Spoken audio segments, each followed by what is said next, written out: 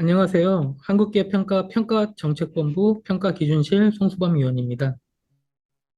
이번 강의는 신용평가 일반론 교육 시리즈 중 신용등급 결정 구조에 대한 이해의 내용을 말씀드리고자 합니다.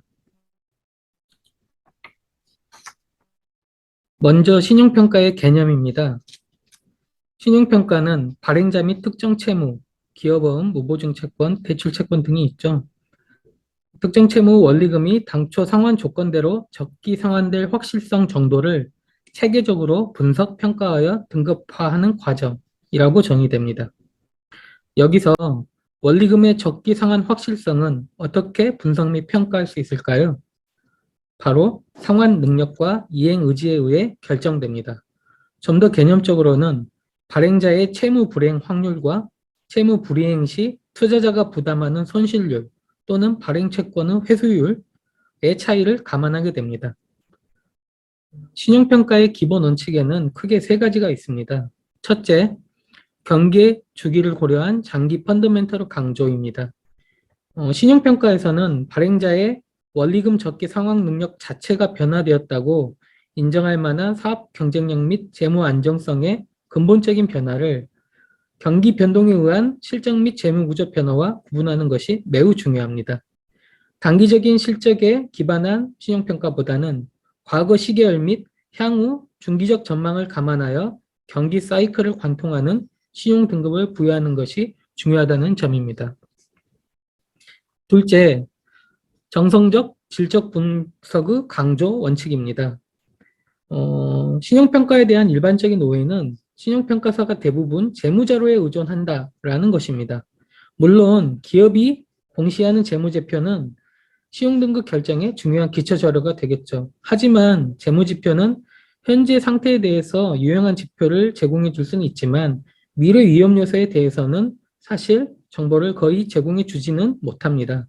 따라서 장기간에 걸친 발행자의 원리금 지급 능력을 측정하는 신용평가는 이러한 재무제표 분석뿐만 아니라 산업, 경영, 사업, 재무, 계열 위험 등을 종합적으로 정성적 및 질적으로 분석하여 원리금의 적기상한 확실성 정도를 평가하는 과정이 훨씬 중요합니다. 실제 대부분의 신용평가 리소스가 이 과정에 투입되고 있습니다. 세 번째 원칙은 미래 현금 흐름의 강조입니다. 신용등급은 앞 발행자가 만기 도래한 채무 원리금을 적기에 상환할 수 있을지에 대한 예측 정보를 제공하는 것입니다.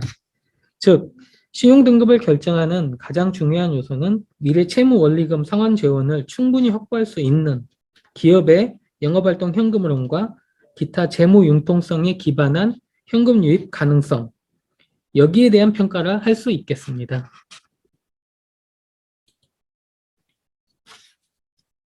지금부터는 신용등급 결정 체계, 즉 최종 신용등급의 산출 과정을 말씀드리겠습니다. 최종 신용등급은 신용평가 대상이 무엇인지에 따라서 크게 기업 신용등급, 이슈어 크레딧 레이팅, 줄여서 ICR이라고 하는데요. 이 ICR과 특정 채무 신용등급, 이슈 스페시픽 크레딧 레이팅으로 구분됩니다. 먼저 기업 신용등급입니다. 이는 모든 금융상 채무에 대한 전반적인 상환 능력 수준, 즉 발행자의 본원적인 신용도 수준을 나타내는 신용등급입니다.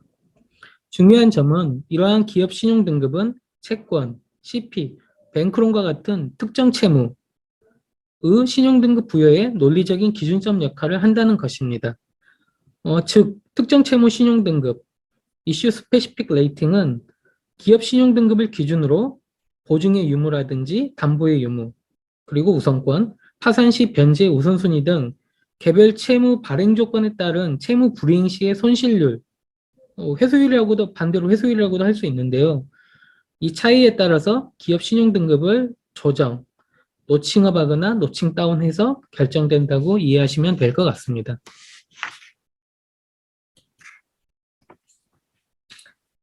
이러한 기업 신용등급 결정 구조에는 크게 상향 방식과 하향 방식이 있습니다.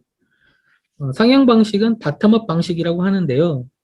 자체 신용도를 결정하고 외부 요인에는 계열 및 또는 정부 지자체 등의 지원 가능성 등이 있는데요.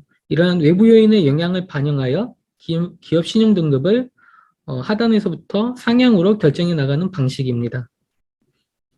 하향 방식은 지원 주체 등의 신용 등급, 앵커라고 하는데요. 이를 기준으로 통합도 등에 따라 아래로 하향 조정, 노칭 다운해서 기업 신용 등급을 결정하는 방식입니다.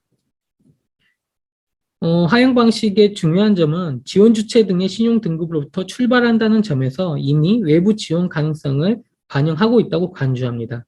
그래서 자체 신용도나 자체 채무 상환 능력의 산출을 생략하는 것이 일반적이고요. 외부 지원 가능성이라고 하면 공기업인 경우는 중앙정부나 지방자치단체 또는 민간기업인 경우에는 계열 또는 정부 등으로부터 유사시 재문 지원 가능성을 가리킨다고 할 수 있겠습니다. 그렇다면 어떠한 경우 이런 상향 방식과 하향 방식을 쓰게 되나요? 라고 질문이 있을 수 있겠죠. 실제 분석 과정에서는 신용평가 과정에서는 양 방식 중 평가 대상의 신용위험을 보다 잘 반영한다고 판단되는 방식을 선택하여 기업 신용 등급을 결정하고 있습니다.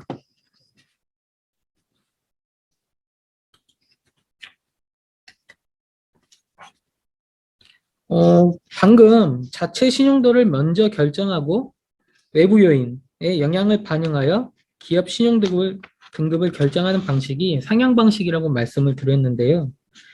이 자체 신용도 결정 방식 역시 크게 귀납적 그리고 연역적 과정으로 구분할 수 있습니다.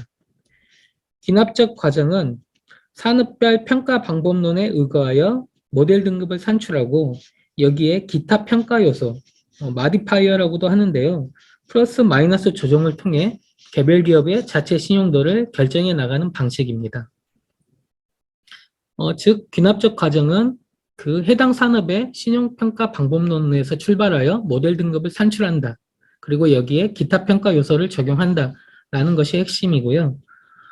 그렇다면 연역적 과정은 이러한 산업별 신용평가 방법론의 적용이 어려운 경우가 있습니다. 예를 들어 분할이라든지 합병, 그리고 법인이 신설된 경우, 또는 해외 기업으로서 재무지표 입수에 어려운 경우, 또 뭐 다른 사정들이 있을 수 있겠는데요. 이렇게 산업별 평가 방법론의 적용이 어려운 경우에는 연역적 과정으로 개별 기업의 자체 신용도를 결정하게 되고 이 연역적 과정은 다양한 평가 요소를 유기적, 종합적으로 분석하여 결정하게 됩니다.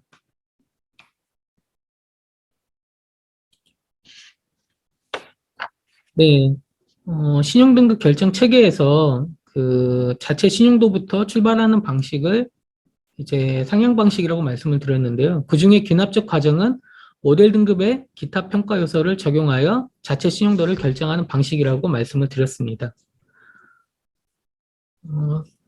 모델 등급은 앞서 말씀드린 것처럼 산업별 평가 방법론에 따라 보통 산출이 되고요. 자체 신용도는 이 모델 등급의 기타 평가 요소 적용을 통해 산출을 하게 되고 이걸 1차 노칭이라고 하고 있습니다.